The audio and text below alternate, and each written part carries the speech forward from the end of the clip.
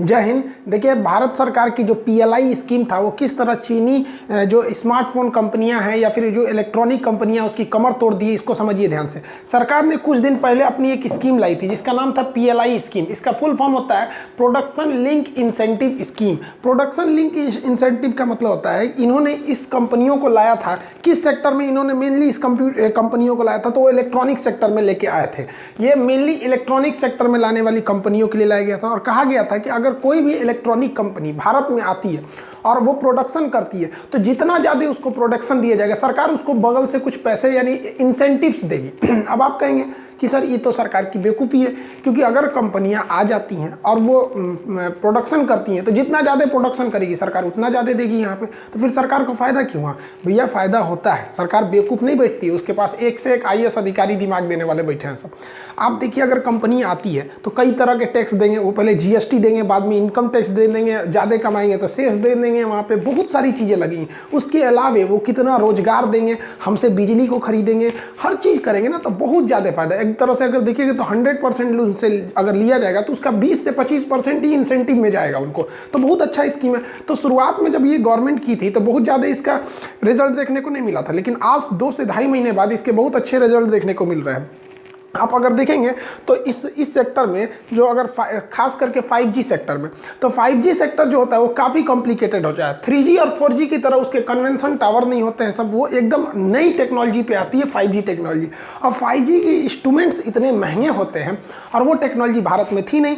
याद कीजिए, हम जून के महीने में भी बताए थे कि भारत सरकार को जियो को आगे करना चाहिए। हालांकि सरकार ने कुछ 2 कदम आगे ही बढ़ के पीएलआई स्कीम के तहत और भी कंपनियों को इसमें आगे लेके चले आए लोग। अब इससे सबसे बड़ा फायदा क्या हुआ? 5G कंपनी में जो टैकून मानी जाती थी वो हुआवे कंपनी और जेटी कंपनी। हुआवे और जेटी कंपनी से पूरी दुनिया परेशान थी और इनके प्रोडक्ट इतने सस्ते और इतने एडवांस होते थे कि लोग आराम से इन्हें ले लेते थे सर, इनके आगे कोई कंपटीशन ही नहीं था। लेकिन जब से कोरोना आउटब्रेक हुआ उसके बाद चीनियों के प्रति लोगों का एक तो जो फेथ था वो कम हो गया और हुआवी कंपनी पे अमेरिका ने तो पूरी तरह बैन लगा दिया कि ये स्पाइंग कर रहे हैं, डाटा चुरा रहे हैं। और भारत ने जिस तरह से धड़ाधड़ ऐप्स को बंद कर रहा है, चीनी कंपनियों के माथे एकदम ठनक गया वहां पर। देखिए, भारत तो चाहता था कि वो हुआवे और जेटी कंपनी को टक्कर दे, लेकिन भारत के सामने कोई ऑप्शन ही नहीं था। हाँ, नोकिया और इरेक्सन जैसी कंपनियां थी जो यूरोपीय कंपनी थी, वो लोग के भी प्रोडक्शन थे 5G के मामले में, लेकिन वो काफ़ी कॉस्टली थे। लेकिन भारत सरकार के जो पीएलआई स्कीम है इसने बहुत ज़्यादा असर दिखाया और भारत की पहली ऐसी कंपनी नोकिया हो जाएगी। देखिए, नोकिया भारत की कंपनी नहीं है, लेकिन नोकिया ने भारत में 5G जो भी इंस्ट्रूमेंट है उसका प्रोडक्शन चालू कर दिया नोकिया की कंपनी ने, और भारत से पहली बार में इसका निर्यात भी होने लगा यहाँ पर इस कंपनी ने। तो ये बहुत बेहतरीन काम किया भारत का ये पीएलआई स्कीम। यहाँ पर नोकिया की जो भी प्रोडक्शन लाइन है वो तेज कर दी गई है। इसके अलावा अगर आप देखेंगे तो इस पीएलआई स्कीम का फायदा उठाने के लिए सबसे आगे अगर निकल रहे हैं तो जियो कंपनी, और इसमें कोई दो राय नहीं है कि जियो कंपनी बहुत ही तेजी से इसमें इन्वेस्ट करने जा रही है। क्योंकि कोई भी चीज़ में ना सबसे जरूरी क्या होता है, पैसा कितना आप इन्वेस्ट करते हैं। जियो के पास, रिलायंस के पास पैसे की कमी नहीं है, और दुनिया में साइंटिस्ट, इंजीनियर ये लोग तो क्या है भैया, पैसे पे मिलते हैं लोग। भैया आप पैसा दीजिए कोई भी आ जाएगा यहाँ पे, तो ये चाइनीज से इंजीनियर खरीद के लेके आओ और ये ह्यूज मात्रा में इन्वेस्ट कर देंगे। क्यों? क्योंकि भैया जियो का एक सिद्धांत है, लास्ट आया लेकिन इतना फास्ट आता है जिसका कोई हद नहीं। 4G टेक्नोलॉजी में सबसे लास्ट में जियो आया था लेकिन सबसे फास्ट आया था। उसी तरह ये 5G में भी आने वाले हैं, लास्ट में आएंगे लेकिन इतना फास्ट आएगा कि धूम मचा के रख देगा। और इसकी टेक्नोलॉजी बहुत ही बेहतरीन होगी और बहुत ही सस्ती भी इसकी टेक्नोलॉजी रहेगी। जियो के अलावे टाटा भी इसमें एंट्री मारने जा रहा है, क्योंकि पीएलआई स्कीम के तरह टाटा को इसमें कुछ खास फायदा नहीं हुआ था, और टाटा टेलीकॉम इंडस्ट्री में एक बार घुसा भी है, उसको कुछ खास उसमें फायदा नहीं हुआ। याद कीजिए, टाटा डोकोमो जो सक्सेस नहीं हुआ था, जो अपने 2G और 3G के मॉडल में सक्सेस नहीं हो पाया था, वो डोकोमो के साथ जो ज्वाइंट वेंचर बनाया था। तो अब टाटा इसमें पूरी तरह से कूदने जा रहा है। अब रिलायंस की जो जियो है, टाटा और ये इरिक्सन, ये 3 कंपनियां अभी और रेस में है। तो आप अगर ओवरऑल में अगर देखेंगे तो भारत में तो नोकिया ने अपना चालू कर ही दिया है, तो भारत से अब 4 कंपनियां क्या करने जा रही हैं भैया, 5G का प्रोडक्शन करने जा रही हैं। तो एक स्कीम, पीएलआई स्कीम ने चाइना के लिए होश उड़ा दिया है। एक और पूरी दुनिया जो है वो चाइनीज सामानों को इसलिए लेती है कि सस्ती है। अब भैया जियो से भी सस्ता क्या, पूरी दुनिया में सबसे सस्ता डाटा जियो ने ही दिया था। तो अब पूरी दुनिया को विश्वास है कि भाई भारत से भी सस्ता मिलेगा और भरोसेमंद भी मिलेगा। तो ये स्कीम बहुत बेहतरीन काम की और चाइना के लिए सरदर्द बन गया। देखिए, इसी स्कीम का फायदा उठाते हुए कंपनियां सोच रही हैं कि स्मार्टफोन चार्जर का एक बहुत बड़ा मार्केट है जिस पे सबका ध्यान नहीं जाता है। ये $5 बिलियन का मार्केट है, $5 बिलियन। इतना बड़ा मार्केट है और भारत थोड़ा सा अगर इसमें पुश करता है तो पूरी दुनिया का 50% मार्केट कैप्चर कर लेगा भारत, क्योंकि यहाँ पर अब स्मार्टफोन चार्जर बनने की अब एकदम होड़ लग गई है। वियतनाम भी है इसमें, ताइवान भी है, जापान, चाइना भी है, लेकिन अब भारत इसमें जा रहा है। भारत की टारगेट है कि पूरी दुनिया के जो स्मार्टफोन चार्जर का मार्केट है उसका 50% एक्वायर कर लिया जाए, और ये बहुत ईजिली हो सकता है क्योंकि जब से भारत की PLI स्कीम चालू हो गई है अब कंपनियों को डबल फायदा, ज़्यादा प्रोडक्शन करो प्रॉफिट ज़्यादा होगा, तुम ज़्यादा करोगे तो गवर्नमेंट भी तुम्हें अलग से इंसेंटिव भी देगी, तो इससे रोजगार भी आएगा, GDP भी आएगा, और हमारे कंपटीटर के लिए एक तो जो चाइना को कहा जाता था इलेक्ट्रॉनिक हब है, वो धीरे धीरे उससे ये तमगा छीना जाएगा। चाइना को सबसे बड़ा झटका जो दिया वो सैमसंग कंपनी ने दिया। सैमसंग ने तो चाइना से पूरा तरह बोरिया बिस्तरी समेट के भारत में एंट्री मार दिया, और अभी हाल ही में भारत में सैमसंग ने सबसे बड़ा जो इन्वेस्टमेंट किया, लगभग 5,000 करोड़ का इन्वेस्टमेंट कर दिया, और वो स्मार्टफोन के डिस्प्ले के लिए कर दिया। लेकिन आप जान के तजुब करिएगा, ये डिस्प्ले केवल सैमसंग के लिए नहीं बनेंगे, इसी डिस्प्ले को आईफोन को भी बेचा जाएगा, इसको ही अन्य कंपनियां भी बेची जाएंगी, सब उनको भी। तो अब आप ये कह सकते हैं कि आने वाले 2 से 3 साल में जैसे ये सैमसंग का ये जो 5,000 करोड़ का डिस्प्ले मैन्युफैक्चरिंग प्लांट है ये यूपी के नोएडा में और जैसे सेटअप हो जाएगा, तो आप जितने भी स्मार्टफोन देखेंगे उसके जितने पार्ट्स होंगे और डिस्प्ले होंगे वो ज़्यादातर पार्ट्स अब कहाँ मिलने लगेंगे, अब इंडिया के ही बनेंगे। रीजन समझिए, टाटा ने अपना लिथियम आयन बैटरी का कारखाना डाल दिया। अब किसी भी मोबाइल में अगर आप कोई भी मोबाइल देखते हैं तो कोई भी अगर मोबाइल है तो इसका जो डिस्प्ले वाला एरिया है तो डिस्प्ले सैमसंग का हो जाएगा, मोबाइल वाला जो पार्ट्स वगैरह हो जाएंगे, जो उसके बैटरी वो टाटा की लिथियम आयन की बैटरी होगी, चार्जर भी इसी का होगा। यानी अब आने वाले 2 से 3 साल में आपका जो स्मार्टफोन रहेगा वो 60 से 70% मेड इन इंडिया हो जाएगा।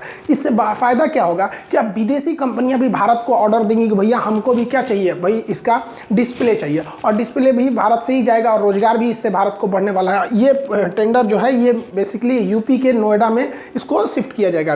यूपी गवर्नमेंट भी पूरा जोर लगाई है कि ये कैसे भी उनके हाथ से ये ना निकले, लेकिन इसको पूरी तरह सैमसंग मन बना लिया है कि वो भारत में इसको सेटअप करेगा। PLI स्कीम के तहत जो सबसे बड़ा एक ड्रॉबैक है उसको लैपटॉप को शामिल नहीं किया गया। हम तो गवर्नमेंट से कहते हैं इसमें लैपटॉप को भी शामिल कर दिए, क्योंकि पूरी दुनिया में लैपटॉप का सबसे बड़ा मार्केट अगर किसी ने कैप्चर किया हो तो चाइना ने किया है।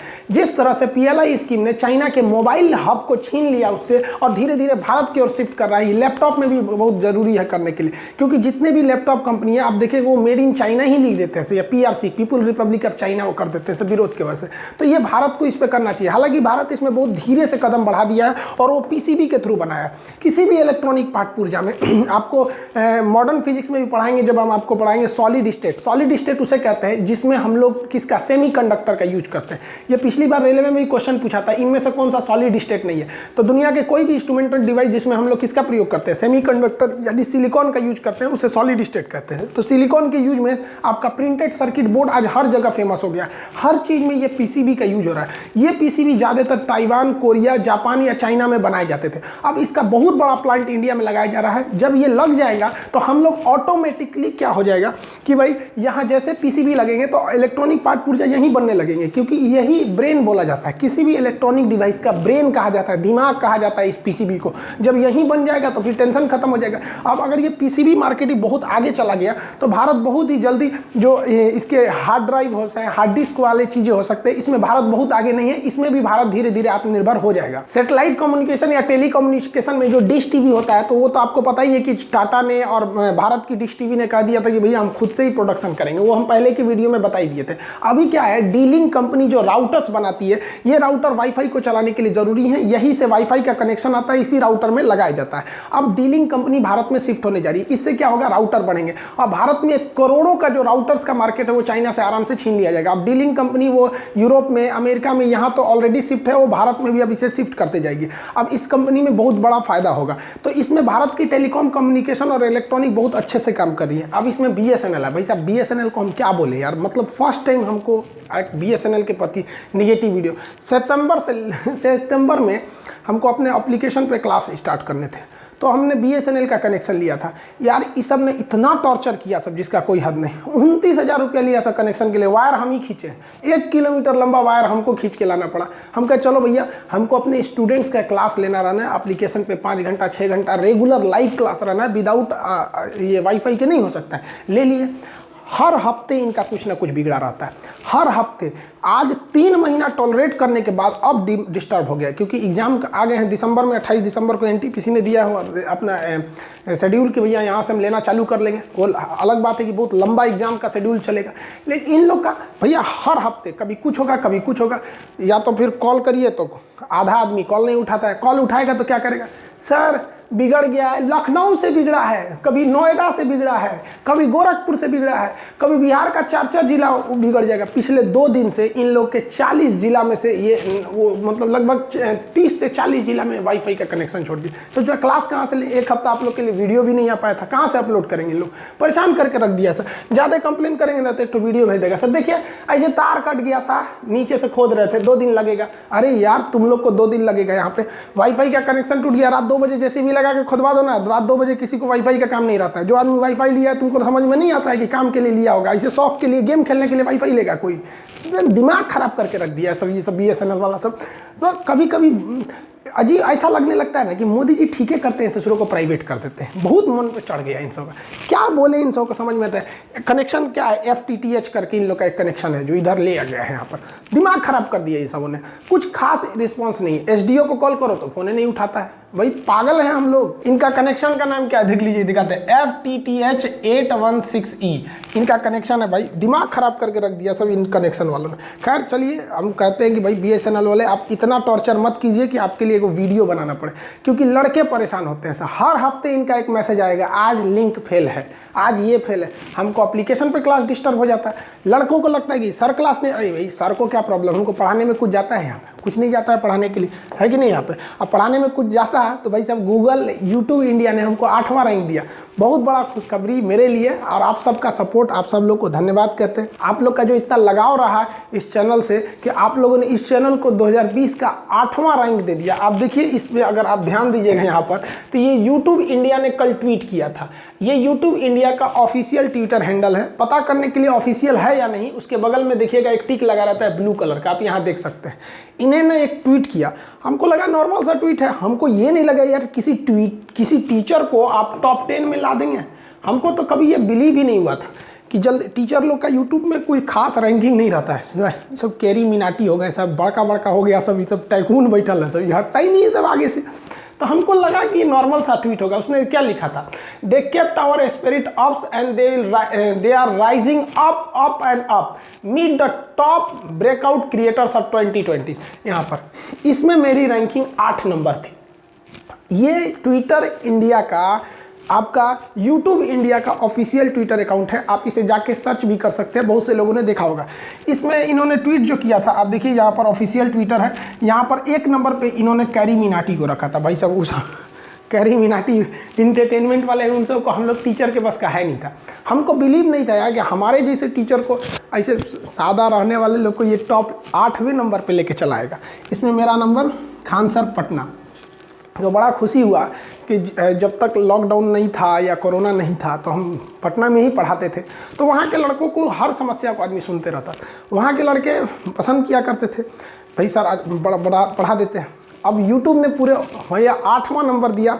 अब तो इसमें YouTube को भी धन्यवाद देते हैं, लेकिन सबसे बड़ा इसके लिए आप लोग हैं, इसके बहुत बहुत आप लोग का धन्यवाद करते हैं। भाई हाथ जोड़ के आप सब लोग का धन्यवाद फिर से कहते हैं कि भाई आप लोग के सपोर्ट के बिना किसी टीचर को 8वें नंबर पे लाना इम्पॉसिबल था। आज तक टीचर लोग को टॉप 10 में एंट्री जल्दी इधर एंट्री कहाँ मिल पाता है। बड़का बड़का देखते हैं, कैरी मिनाटी है एक ठो, कौन सा।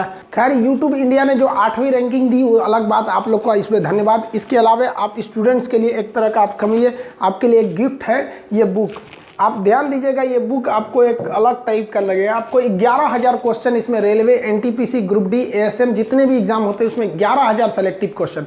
हालांकि मेरे पास टोटल 17,000 क्वेश्चन थे, लेकिन इसमें तक लगभग 5,000 ऐसे क्वेश्चन थे, 5 से 6,000 क्वेश्चन जो रिपीटेड थे और जो करंट अफेयर थे। अब आप बताइए 1995 का करंट अफेयर इस बुक में देंगे तो आपके लिए काम के नहीं थे, तो इसमें से करंट अफेयर को छांट दिए, जो रिपीटेड क्वेश्चन थे उसको छांट दिए, एकदम फ्रेश क्वेश्चन 11,000 क्वेश्चन बच गए इसमें। तो इसमें इसमें 11,000 क्वेश्चन डाल दिए हैं, 40 प्रैक्टिस सेट डाल दिए हैं इसमें आपको, तो प्रीवियस क्वेश्चन भी है और प्रैक्टिस सेट भी है। और सबसे बड़ा चीज़ क्या है जिससे हमको चाइना के पेपर मिल वालों से झगड़ा हुआ था, मेरी जो फर्स्ट बुक आई थी न्यूमेरिकल फिजिक्स की, वो पहले चाइना के पेपर वालों से थे, उनसे हमारा टसल हो गया था, झगड़ा हो गया था। वहाँ पे जसोला है दिल्ली में, वहीं पे ऑफिस में बैठ के तू मैं हो गया था। वो कह दिया था खान सर आपको चैलेंज करते हैं कि आप बिना चाइनीज़ कागज़ के सस्ती किताब ला ही नहीं सकते। तो हम आज भी ओपन चैलेंज करते हैं चाइनीज़ कंपनी वालों लोग को कि भले कागज़ का खोज तुमने किया है, देख लो भाई साहब 632 पेज की ये किताब है, 632 पेज की किताब, और इसको महज 149 रुपये में, इससे सस्ता पॉसिबल ही नहीं है। 149 रुपये इसकी कॉस्टिंग, 632 पेज की किताब यार, फोटोकॉपी करा के, मतलब हमको जब प्रिंटिंग प्रेस में किताब कितनी मुश्किल से छपती है, आप देखे होंगे कि कितना उसमें टाइम लगता है किताब को छापने में, कई मशीनें आती हैं उसको छापने के लिए।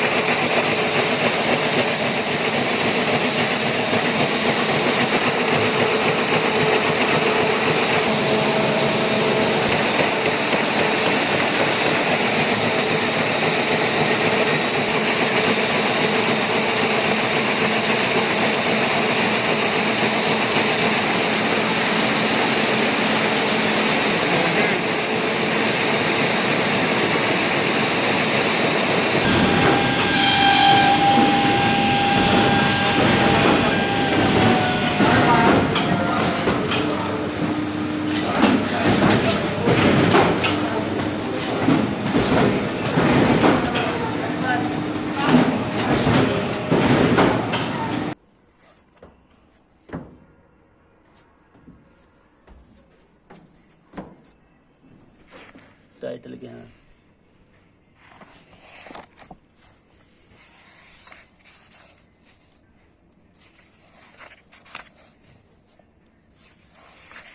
तो आज ये किताब फाइनली छप के निकल गई। मध्य प्रदेश, गुजरात, राजस्थान, बिहार, झारखंड, बंगाल और यूपी, हरियाणा, इतने राज्यों के लिए आज ही रात में इसकी लॉट निकल चुकी है।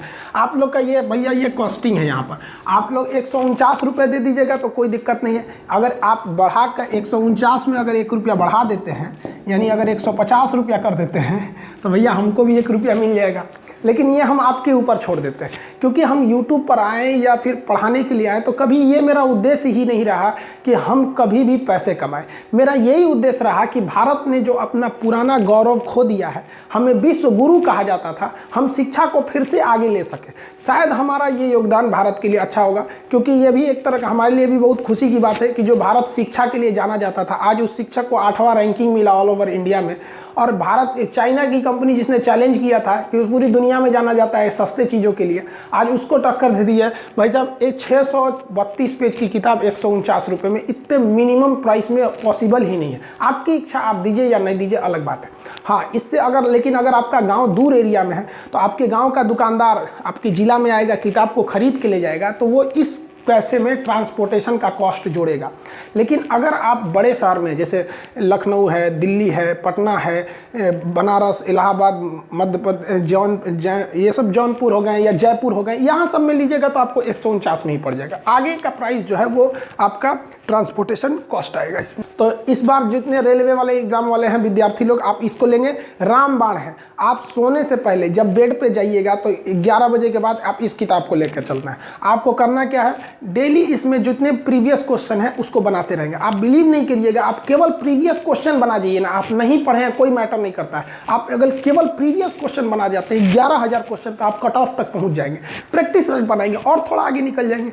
तो देखिए, ये आप स्मार्ट वर्क करते रहिए, समझ में आ गया। जब तक नींद नहीं आती है तब तक ये करिए। अब वैसे भी अब नींद नहीं आती है आप लोग को, तो हम तो अब क्लास लेने जाएंगे। आज रात में फिर 12 बजे, आज रात को 12 से 2 बजे लाइव क्लास चलेगा, केमिस्ट्री का बैच चलेंगे आज रात 12 बजे से। और अभी फिर लेने ही जा रहे हैं, फिर थोड़ा सा 1 घंटा गैप देंगे, फिर आप 12 बजे से लेंगे। जितने लोग को इन्फॉर्मेशन नहीं था उनको इन्फॉर्म कर देंगे कि 12 बजे वाला भी क्लास आज केमिस्ट्री वाला लेंगे। मिलेंगे नेक्स्ट क्लास में। जय हिंद।